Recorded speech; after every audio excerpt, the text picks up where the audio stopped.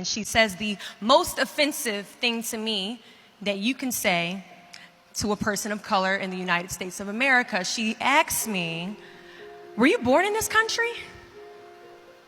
And I was immediately offended. I put my hands on my hips and I said, "Yeah, I was born in this country." She then goes on to ask me, "How old are you?" I said, 19 years old. She says, "Are you married?" I said, "No, ma'am." She says, "Do you have any kids?" I said, "No, ma'am." "May I help you find something?" She then goes on to tell me something that changed my life forever. She says, "You look like you could be the next Miss USA." And I laughed at this woman hysterically. I said, "Lady, I don't know what you're talking about. I'm going into my sophomore year at Virginia State. I'm about to commission in 3 years, go on active duty, be a military officer." Somehow, this crazy woman convinced me to meet her at Starbucks the very next day. She brought this foot-tall stack of pageant books, and she goes on to convince me to compete in my very first pageant. I compete in my first pageant 3 months later, and I lose. I go back the second year, compete in my state pageant, and I lose. I go back the third year, compete in my state pageant, and I lose. Go back the fourth year, compete in my state pageant, and lose. Go back the fifth year, compete in my state pageant, and lose. But guess what happens the sixth year? I lose. I called her on the phone 6 years after our Target conversation, and I said, "You told me I could be the next Miss USA." And she says, "Deshauna, keep trying, keep trying, keep trying." In June of 2015, this amazing, kind of cuckoo woman passes away from leukemia. In December 2015, I win Miss District of Columbia, USA. In June 2016, I'm crowned the first soldier to win Miss USA. And last January in Manila, Philippines, I walked the Miss Universe stage and placed top 9 amongst 86 countries.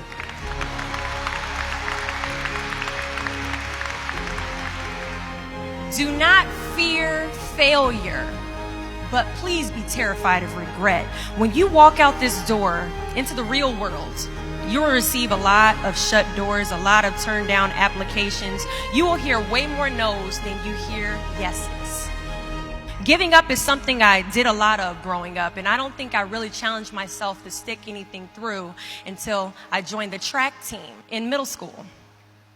I remember having to ask my mom after tryouts and making it to the team for my very first pair of track shoes. Now, at the time, she walks into our house and she has a bag that has a nice Nike check sign on it. So I get excited because I wasn't getting new shoes very often.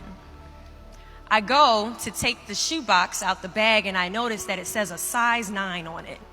Mind you, in the 7th grade, I was a size 5. I open the box and I slide my feet into the shoe and I look at my mother and I said, "These shoes are too big." She says, "I know I did that on purpose." I was like, "Why would you buy shoes that are too big on purpose, Mom?" And she says, "Because I know that you're going to grow into them." Coach has us line up on the starting line and he wants us to run a lap around the track. As we go to take off, I immediately fall to the ground, twist my ankle because the shoes are entirely too big. See, I couldn't run at the speed that I wanted to because I didn't fit the shoes I was wearing at the time.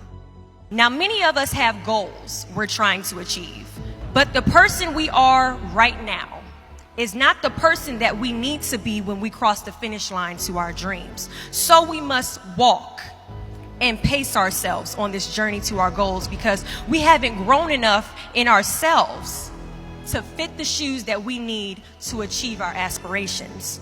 But let me tell you something. If I had won Miss USA my very first year, I would not have been Miss USA. I would not have been the version of myself that I needed to be to properly handle a national title. Many of us aren't ready to walk the race. But understand that as we walk this race, we pace ourselves, and as we pace ourselves, we grow.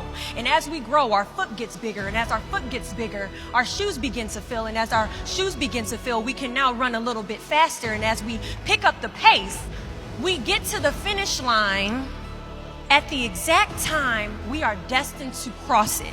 Do not fear the word no, but be afraid of the possibility of a yes that you have prematurely destroyed because you decided to quit before the clock strikes 12. There are a lot of questions that is going to keep you up at night, but I guarantee there isn't one question that will keep you up longer at night than the question, what if I didn't give up?